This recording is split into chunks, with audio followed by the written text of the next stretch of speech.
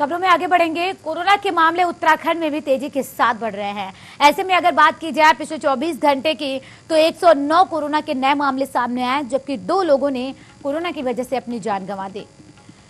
बेलगाम corona लगातार बढ़ता जा रहा है। स्वास्थ्य विभाग भी चिंतित नजर आ रहा है। शासन प्रशासन की जहां चिंता बढ़ी हुई है, वहीं राज्य में अभी तक कुल मामले कोरोना के 99,990 हैं, जबकि स्वस्थ होने वाले मरीजों की संख्या 95,065 है। प्रदेश में अभी भी एक्टिव केस 1,724 हैं और कुल मौतें 1,711 हुई हैं।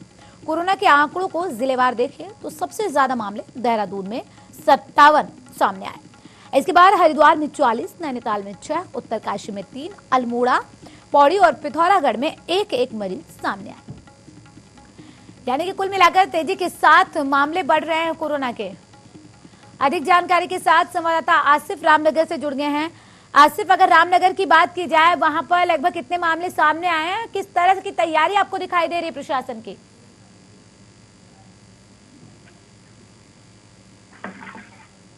आसिफ, आवाज मिल पा रही है आपको? जी,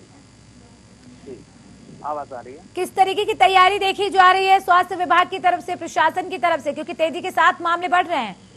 हाँ, देखिए, मैं आपको बता दूं कि अगर हम बात करें जिस तरह से जो कोरोना के मामले हैं, वो जैसे 1 साल पहले संक्रमण बढ़ता हुआ दिखाई दे रहा था, वैसा ही अब लग रहा है कि धीरे धीरे संक्रमण बढ़ना शुरू हो गया है और 1 साल पुरानी याद फिर से ताजा हो गई है। और जिस तरह से जो मामले बढ़ते नजर आ रहे हैं, उसमें नैनीताल जिले में काफी मामले दिखाई दे रहे हैं और इसी क्रम में जो उत्तराखंड का ये ग्राफ बढ़ता हुआ दिख रहा है, ये बहुत बड़ी चिंता का विषय है। और अगर हम स्वास्थ्य महकमे की बात करें तो स्वास्थ्य महकमे की अभी उतनी ज्यादा तैयारियां नहीं दिखाई दे रही हैं जितना कि होनी चाहिए थी, क्योंकि जिस तरह से संक्रमण बढ़ रहा है, लगातार मामले बढ़ रहे हैं और ग्राफ बढ़ता जा रहा है। जी बिल्कुल, क्योंकि देखिए आसिफ, चुनौती बड़ी है तो तैयारियां भी बड़ी करनी होंगी। अगर जागरूकता अभियान की बात करें, उसमें किस तरह से तेजी लाई जा रही है और चालानी जो कार्रवाई की जा रही है, चालान काटे जा रहे हैं, जो लोग मास्क नहीं लगा रहे हैं, सोशल डिस्टेंसिंग का पालन नहीं कर रहे हैं, उसमें कितनी कड़ाई बरती जा रही है? हाँ, देखिए, इसमें जो है जिला प्रशासन ने एक सक्रियता दिखाई है कि उसने जो है जो सार्वजनिक स्थल है या इस तरह के जो क्षेत्र हैं जहां पर लोग जो है सोशल डिस्टेंसिंग या मास्क का पालन नहीं कर रहे हैं, उनके ऊपर कार्रवाई की जा रही है। लेकिन जो कार्रवाई हो रही है वो बहुत नाकाफी है और तमाम ऐसे सार्वजनिक क्षेत्र हैं जहाँ पे लोगों की बड़ी बड़ी भीड़ दिखाई दे रही है, अधिक संख्या में लोग दिखाई दे रहे हैं, तो उससे जो है पूरा खतरा एक बना हुआ है कि ये संक्रमण और ज्यादा बढ़ सकता है। जी, लेकिन आसिफ, जिस तरीके से ये मामले तेजी के साथ बढ़ रहे हैं, अगर स्वास्थ्य विभाग की बात की जाए तो अस्पतालों में किस तरह से बेड की व्यवस्था है, क्या कुछ स्थितियां परिस्थितियां आपको फिलहाल दिखाई दे रही हैं?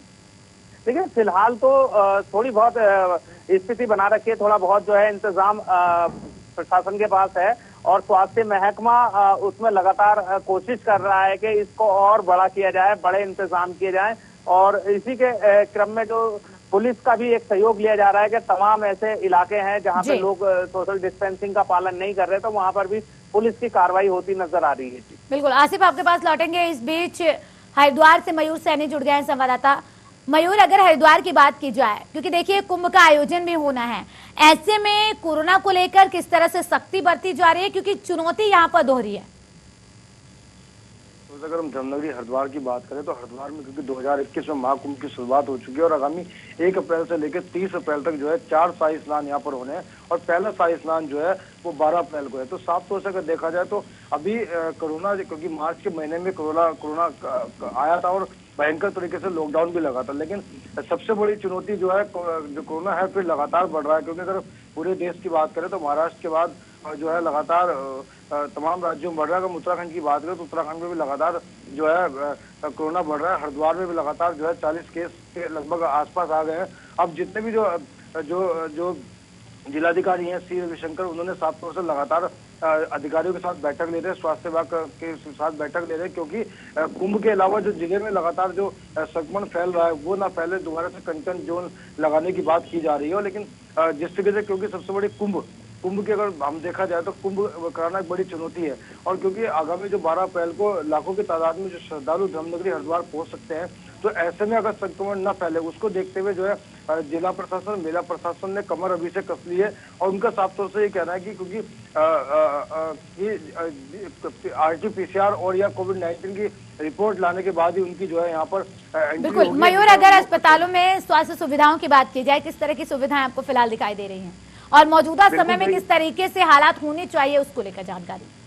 बिल्कुल देखिए साफ तौर से, क्योंकि जैसा मैंने आपको बताया कि प्रॉपर तरीके से कुंभ मेला यहाँ पर चल रहा है, तो 150 बेड का जो हॉस्पिटल यहाँ पर जो है अस्थायी उसको बनाया गया है, ताकि वो अगर कुंभ मेले में श्रद्धालु आते हैं और किस तरह की उनको दिक्कतें होती है तो उनके लिए हॉस्पिटल बनाया गया है। और इसके अलावा अगर हम जिला प्रशासन की बात करें तो जिला मेला अस्पताल काफी कुंभ का काफी बड़ा हॉस्पिटल यहाँ पर बनाया गया है और उसमें भी जो है व्यवस्था की बात की जा रही है। लेकिन साफ तौर से चिंताएं जो है साफ तौर से बढ़ने लगी है, क्योंकि चाहे वो स्थानीय लोग हो या व्यापारी हो, उनका साफ तौर से यही कहना है कि पिछले मार्च में ही कोरोना काल आया था और उसके बावजूद जिस तरीके से कोरोना काल बढ़ रहा है, तो ऐसे में कहीं ना कहीं व्यापार की जो मंदी है वो लगातार यहाँ पर देखने को मिलेगी। और साफ तौर से जो जिला प्रशासन है वो बार बार सोशल डिस्टेंस का पालन, 2 गज की दूरी, वो लगातार यहाँ पर प्रयास करने के लिए कह रहा है। लेकिन जो स्थानीय जो लोग हैं, श्रद्धालु हैं या आने वाले जो लोग हैं, वो कहीं ना कहीं इस चीज का पालन यहाँ पर करते नहीं दिखाई दे रहे हैं। जी बिल्कुल। आसिफ, अगर रामनगर की बात की जाए, वहां पर क्या ऐसी स्थिति बन रही है कि नाइट कर्फ्यू लगाया जाए?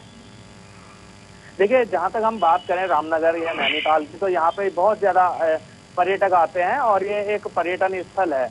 और यहाँ पर जिस तरह से जो व्यवस्था है, क्योंकि पर्यटन ज्यादातर प्राइवेट सेक्टर में है, तो वहाँ पे तमाम ऐसे कोविड के नियमों का पालन किया जा रहा है कि जिसमें जो है जो पूरे नियम है वो फॉलो किए जा रहे हैं। लेकिन जो सार्वजनिक क्षेत्र है वहाँ पे पालन नहीं हो रहा है। तो ऐसे में जो है नाइट कर्फ्यू की स्थिति तो नहीं बन रही है, लेकिन जो है थोड़ा और अधिक इस पर जो है सख्ती बरतने की आवश्यकता अब बन गई है कि यहाँ पे जो है प्रशासन थोड़ा सोशल डिस्टेंसिंग और मास्क का पालन कराए, सैनिटाइजेशन कराए और लगातार जो इस तरह के नियमों का उल्लंघन कर रहे हैं उनके ऊपर कार्रवाई कराए। तो बिल्कुल। अगर टेस्टिंग की बात की जाए आसिफ, टेस्टिंग में किस तरीके से इजाफा देखा जा रहा है वहां पर?